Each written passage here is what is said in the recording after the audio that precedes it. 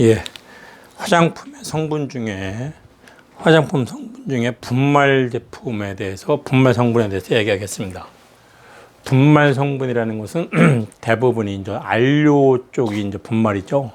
그래서 안료는 일반적으로 여러분들이 알다시피 이제 색깔을 이제 내는 그런 물질들이죠. 그래서 색깔을 띠는 고체, 그것이 이제 안료 분말인데, 주로 이제 화장품의 색깔을 나타낼 때 쓰는 그것이 안료입니다. 그래서 이것이 분말 제품이죠. 한편 분말 성분은 그 수분이나 유분을 흡수하고 증발시키는 성질이 있고, 얼굴에 이제 번들거림을 이제 제거하는 그런 역할도 해줄 수 있습니다. 또한 자외선 차단제로서 이제 피부를 보호하는 역할도 합니다. 여러분들이 이제 이 분말 제품에 자외선 차단하는 것은 여러분이 많이 알고 있죠.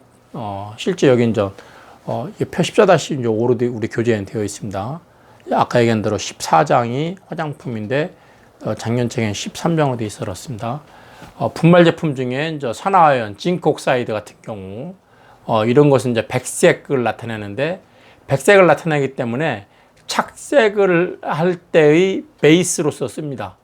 여기 이제 TiO2에 징크옥사이드에다가 먼저 만약에 빨간색을 넣는다거나 빨간색 안료를 집어넣으면은 이게 이제 빨간색이 되어버리는 거죠. 그래서 이런 징크옥사이드 자체로는 착색의 역할을 할 수도 있고, 수렴작용과 함께 살균, 자외선 차단 역할을 합니다.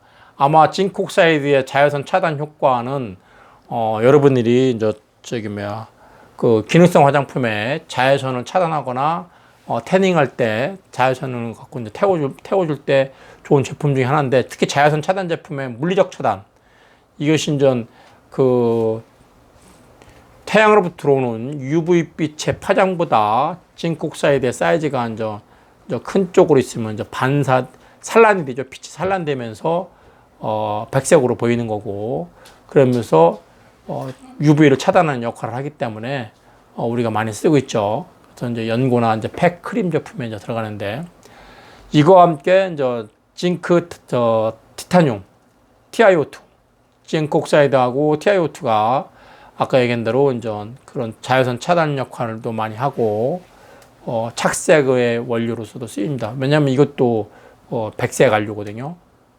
백색 안료라기엔 아까 얘기한 대로 빛을 산란시키기 때문에 백색으로 되는 거죠. 그래서 어떻든 간에 착색, 피부 흡착작용을 할 수 있고, 여기서도 보면은 파운데이션이나 아니면은 파우더 제품에 그리고 자외선 차단 제품에 쓰는 것이 TiO2다 하는 얘기입니다. 이거 말고도 이제 활석이라 그래서 이제 그 탈크라 그랬죠. 활석. 옛날에 이제 곱돌이라고도 표시했습니다. 곱돌. 여러분 아시죠? 곱돌 불고기 뭐 이런 해먹는 그 곱돌. 그게 활석인데, 그게 좀 무른 성질 있죠. 그 퍼짐성이나 광택도 좋고 빛 반사도 좋죠. 그래서 이것도 파운데이션이나 팩 제품에 넣으면은 상당히 활석이니까 이 움직이는 게 아주 윤활유 할 때 활자랑 같은 한자 씁니다. 이거 30에다가 이제 골자 쓰는데, 그래서 이제 이 미끄러움 성질을 주고 잘 매끄럽게 만들어주는 그런 역할을 하죠.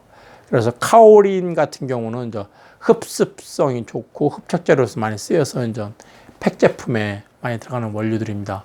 이렇게 분말 제품도 이 색깔을 내는 물질도 있고, 흡습하는 성질도 있고, 여기 이제 광택이나 퍼짐성을 주기 위해서 쓰는 것도 있고요. 그래서 여기 뒤에 있는 TiO2나 징크옥사이드는 자외선 차단 역할 내지는 착색제 역할에 큰 역할을 하고 있고, 이 활석과 카오린은 이런 나름대로의 이제 퍼짐 역할, 흡습 역할을 하겠습니다. 저도 그 2007년도에 그 보령 머드 아시죠? 여러분들 보령에 그 매년 7월 셋째 주 토요일 날 머드 축제 개장을 하는데, 거기에 가보면, 행사장에 가보면은 보령 칼라 머드가 있어요. 칼라 머드. 그 이제 제가 특허권자인데, 그 어떻게 만들었냐면은 보령 머드 머드 있잖아요. 거기 때 그거를 이제 생각해 보세요. 색깔을 내려면 어떻게 하겠어요? 그 머드 색깔을 내기는 안 맞아요. 그래서 그 보령 머드에다가 그냥 진흙이죠. 그거에다가 우리가 TiO2나 징크옥사이드를 집어넣습니다. 그럼 얘에다가 거기다 또 빨간색 안료를 집어넣으면은 그 머드가 그 들어있는 TiO2가 안료에 의해서 빨간색으로 보여지는 거죠. 만약에 노란색 저기다 그러면 노란색 안료를 집어넣는 거고, 파란색에다가 파란색 안료를 집어넣는 겁니다. 근데 이제 머드가 이 탁도가 있기 때문에 그 일반 칼라 물감처럼 명도가 확 세지는 않아요. 그래도 어떻든 간에 그 행사장마다 할 때마다 그 칼라 머드 일반 저기 관광객들한테 발라주고 다 하죠. 그거 특허권 제가 2007년도에 낸 것 같고 2008년도 말, 2009년도, 2008년도 말에 특허를 획득한 제품입니다. 지금도 계속 해마다 쓰고 있습니다. 자, 5번째 화장품의 성분 중에 흡습제가 있습니다. 화장품을 사용하는 데 있어서 사용한 동안 수분이 증발되어 딱딱하게 굳어지는 것을 방지하기 위한 그런 목적으로 쓰고 있습니다. 안 그러면 여러분들 화장품 겉에가 이렇게 말라버리면 못 쓰잖아요. 그러니까 그 정도를 어느 정도 유지시켜주는 그런 역할을 할 수 있는 거죠. 그래서 이 흡습제가 함유된 크림이나 아니면은 이런 거 같은 경우 유색막이 그 피부를 덮어서 그 수분의 증발을 되는 것을 이제 방지하는 얇은 피막층을 만들어 줄 수도 있는 거고요. 그리고 흡습제로서 사용되는 성분이 되는 것인 뭐가 있냐면은, 아마 이건 여러분들이 좀 많이 알려졌을 거예요. 에틸렌글리콜, 구주식 아시죠? 탄소 2개, OH 2개 있는 거. 프로필렌글리콜, 탄소 3개, OH 2개 있는 거. 그리고 글리세린, 탄소 3개, OH 3개 있는 거. 솔비톨, 육각형 고리에 OH 6개 있는 거. 자, 염화칼슘은 뭐 여러분들이 겨울철 도로 눈 녹일 때 쓰는 것이 칼슘 클로라이드가 흡습제가 돼갖고 역할을 해서 눈을 녹이는 거잖아요.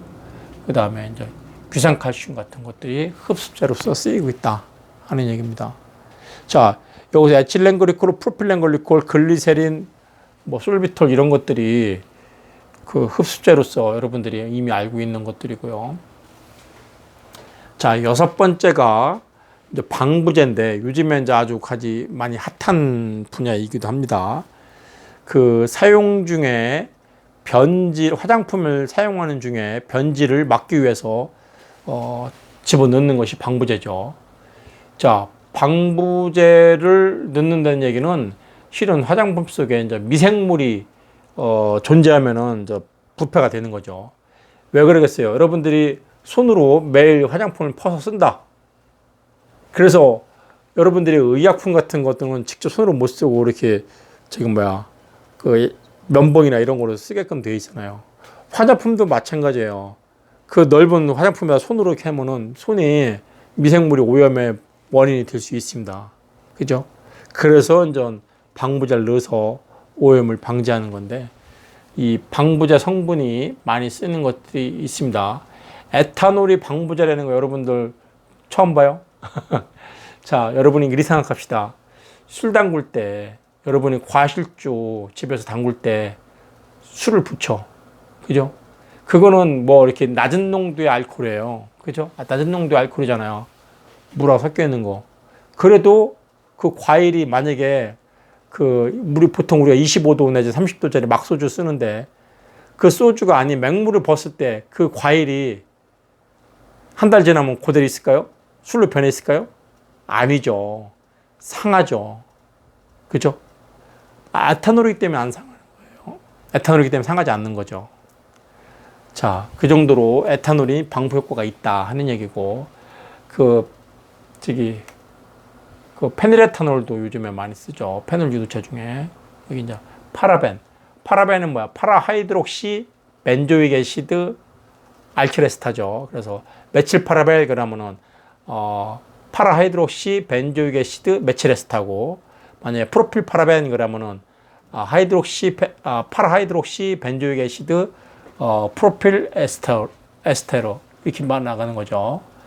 자, 여기는 파라크로로 메타자일렌도 방부제로 쓰여 있어요. 그죠?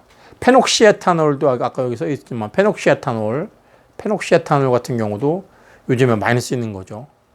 그리고 요즘에 헥산디올 내지는 부탄디올 이것도 방부 효과가 있는 거로서 특히 요즘에 헥산디올 많이 쓰고 있습니다. 왜냐면은 그 사람들이 소비재 인식이 파라벤이 아직은 인체에 유해하다는 내용의 보고가 없음에도 불구하고 사람들이 많이 기피하는 그런 방부제입니다. 그래서 요즘에 많이 쓰이는 것이 페녹시에탄올이었는데 그것도 이제 별로 안 좋아한다 그래서 헥산다이올을 많이 쓰고 있습니다. 물론 딴 것도 좀 여러 역할이 있겠고요. 다음에 이제 산화방지제. 자, 화장품이 일단은 한번 오픈하면은 그다음부터는 공기와 접촉을 한다 그러면 산화되는 거죠. 그죠? 우리가 공기에 노출될 때는 자체가 산화예요. 공기 중에 있는 산소와의 반응이기 때문에 우리가 맨 얼굴이 매일 산화되는 거예요. 그러니 얼마나 낚아주기 두꺼운 거 웬만한 그렇게 오랜 시간 해도 안 상하고 잘 견디는 거 보면 대단한 좋아죠. 대단한 그 성분입니다. 자, 화장품에 기름 성분이 쉽게 산화되는 것을 방지하기 위해서 첨가하는 것이 산화방지제다. 산화방지제다. 그러니까 방부제는 미생물 오염을 방지하는 역할을 한다면은 산화방지제는 기름 성분이 변하는 것을 산패되는 것을 방지하는 거다. 이렇게 그죠? 기름이 이제 지방산이니까 지방산이 산패되는 것을 방지한다. 이렇게 보면 됩니다. 그래서 천연 산화방지제로서는 뭐 레시틴이나 토코페롤, 레시틴이 뭐야? 그 레시틴이 비타민 A인가요? 토코페롤 비타민 E고 레티놀이 비타민 A 아니야? 한번 여러분이 찾아보세요. 비타민 A. 그 다음에 합성 산화방지제로는 뭐가 있어요? 뷰틸 하이드록시 하이드록실이나 아니졸 계통이죠. 이게 BHA라고 이렇게 나오죠. BHA라고 알려져 있고 BHT 알려져 있죠. 여러분들은 뷰틸 하이드록시 톨루엔 그렇죠? BHT 이건 BHA 아니졸이니까 이거 여러분도 구조식 그릴 수 있죠? 아니졸 구조식 그릴 수 있죠? 그런 거 한번 그려보시기 바라고. 자, 여덟 번째가 착색제가 있습니다. 착색제 안료인데, 아까 분말 제품 중에 하나가 안료가 있을 수도 있다고 했습니다. 그렇지만 특별히 화장품의 색깔을 나타내는 분말 제품으로서 안료를 별도로 구분했습니다. 주로 이제 마무리 화장품, 색조 화장품에 들어간다는 얘기죠. 그래서 크로로필, 녹색 등의 이제 천연 안료가 있는가 하면은 빛과 산소에 노출되었을 때 그 불안정한 것이 있고, 그리고 치약이나 그 립스틱 등의 구강과 입술 부품에 화장품에 이제 사용되는 것들이 바로 이제 안료고요. 그래서 이제 대부분의 안료는 합성된 화합물을 주로 많이 사용합니다. 그래서 이제 무기안료가 있고요. 무기안료는 여러분 아까 착색제로 많이 쓰였던 TiO2, 산화티타늄, 그죠? 백색 착색제죠. 그 다음에 징크 옥사이드, 이것도 이제 백색 착색제죠. 그 다음에 이제 그 황산화철, 그죠? 적색 황산화철. 여기 카본 블랙은 이제 검은색이고요. 그리고 이제 크로뮴 이런 건 녹색을 나타내는 거고, 이렇게 그 무기물들이 무기안료들이고요. 그리고 이제 타르기 안료도 있습니다. 그래서 콜타르를 원료로 했을 때 합성되는 유기 안료를 얘기하고, 다음에 색소가 선명하게 이제 하기 때문에 이제 주로 그 화장수나 그 연지 볼을 터치하는 연지, 그 다음에 손톱 그 화장품, 그리고 눈 화장품 등에 이제 사용하는 것들이 많다 하는 얘기죠. 이렇게 이제 착색 안료도 색조 화장품에 이제 많이 들어가는 거고,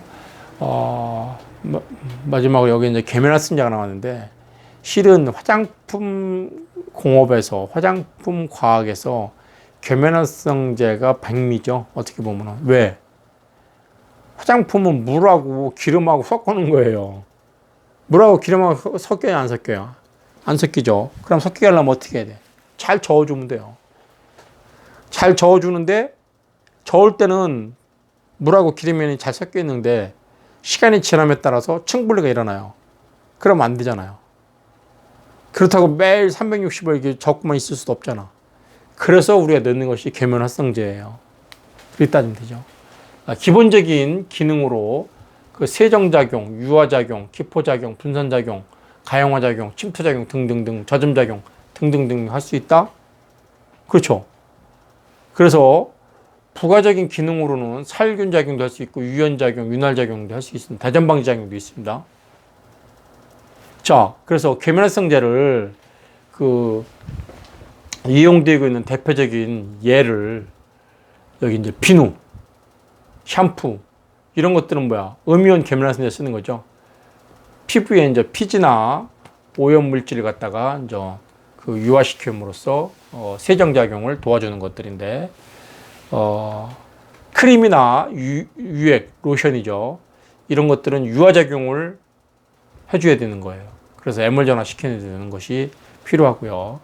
한편 안료 같은 분말 상태는 계면활성제가 이제 분산을 잘 시켜줘야 돼.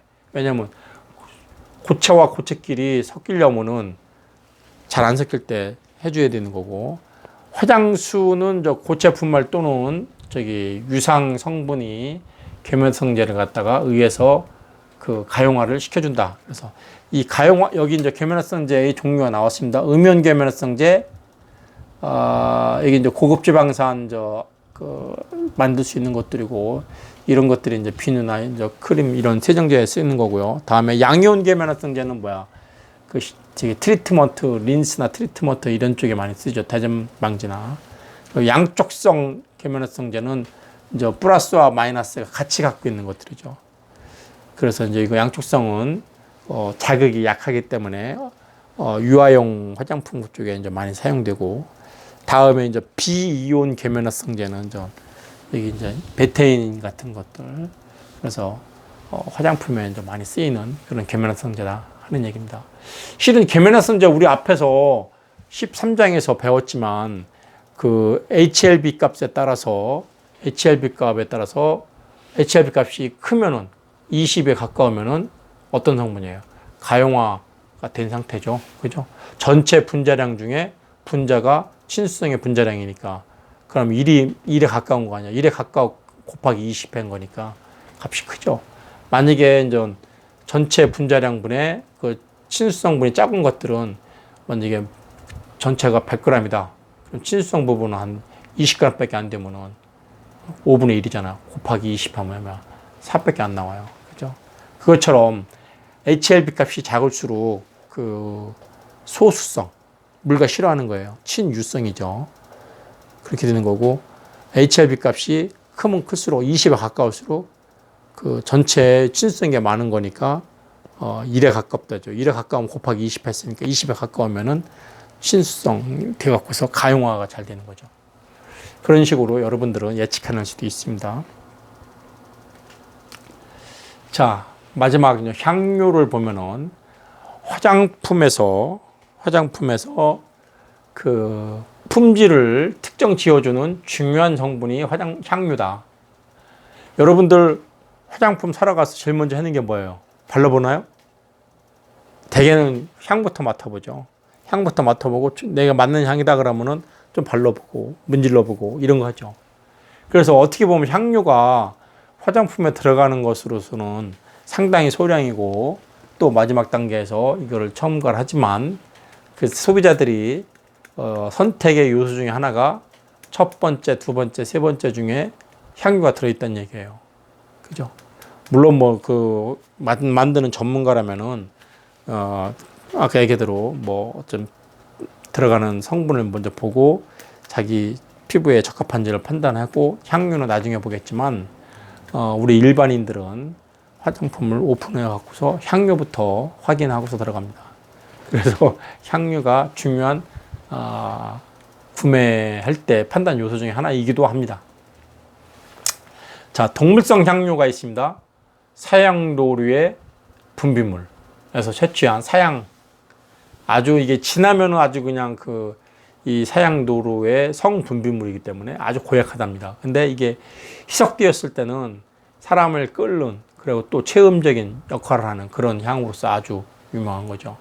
그래서 이게 동물이 사양도로나 사양고양, 사양고래 등등이 잘 안 잡히니까 값이 올라가니까 우리가 어떻게 했어요? 값이 올라가면 즉각 뭐가 들어가? 합성을 하겠죠. 합성을. 그래서 니트로 머스크가 향유 중에서 니트로 머스크 향이 처음 향유가 시작된 거예요. 저희가 한편 동물 여기서 채취한 이런 향들이 이제 쓰여진다는 얘기고요. 식물성 향유가 많이 쓰죠. 향을 함유한 식물의 꽃이나 잎이나 열매나 뿌리나 나무 줄기나 껍질이나 이런 데서 추출한 부위에 따라서 추출 방법이 여러 종류에 따라서 추출하는 됩니다. 그래서 이렇게 천연 에센셜 오일이 될 수도 있고요. 합성 향유는 천연 향유와 같은 화학 구조를 가진 화합물을 인공적으로 합성하는 거예요. 대부분 이건 합성 많이 합니다. 그래서 향유는 화장품에 이제 단독으로 쓰여지지 못한다 이렇게 해놨으니까 이렇게 이해를 하시고, 마지막 이제 기타 성분이 뭐가 있느냐? 앞에서 기술한 성분들 이외에도 비타민, 효소 등 미량 원소 같은 것들이 있어가지고 자기 나름의 기능을 잘 발휘하고 있다 이렇게 보면 되겠습니다. 자, 14-4절에 화장품의 발전 전망은 어떤가? 아주 비약적으로 발전할 거라는 얘기를 우리가 많이 하고, 우리나라 화장품 산업이 지금 K-뷰티라 해갖고서 중국에 바람이 확 불었다가 사드 때문에 주춤하고 지금 다시 이제 동남아 쪽으로 많이 진출을 했는 상태입니다. 그래도 외국 수출적인 중국 아직까지도 무시 못하죠. 자, 좋은 화장품이란 어떤 건가? 첫 번째, 사용자 피부에 적합한 화장품으로서 적절한 효과를 가지고 있는 것.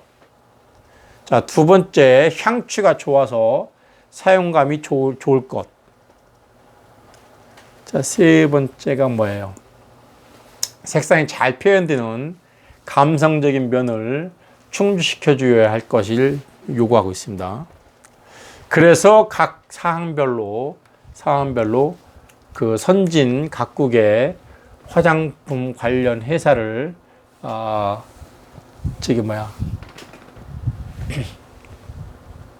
연구하는 그런 개발을 하게 돼서 나름대로 보다 발전적인 효능과 기능을 갖춘 그런 것으로 이제 판단이 지금 현재 되고 있다라는 얘기죠. 자, 어떻든 간에 앞으로 화장품을 만든다는 얘기는 상당히 많은 노력을 필요로 하고 있는데, 우리 아까도 얘기했지만 요즘에는 2020년 3월 14일부터 맞춤형 화장품 조작관리사 제도가 시행됐고 이미 그 첫 시험에 통과한 사람들이 배출이 됐습니다. 후반기에 10월 17일인가요? 그때 시험 본다는 것 같죠. 9월 초에 접수고, 어떻든 간에 지금 이렇게 화장품을 아주 간단하게 이렇게 얘기를 하게 됐는데, 실은 이게 간단한 내용이 아닙니다. 엄청나게 많은 할 얘기들이 있는 건데 지금 상당히 압축을 시켜놨기 때문에 우리는 교재 위주로 강의를 한다고 해서 여기서 14장 얘기를 마치도록 하겠습니다.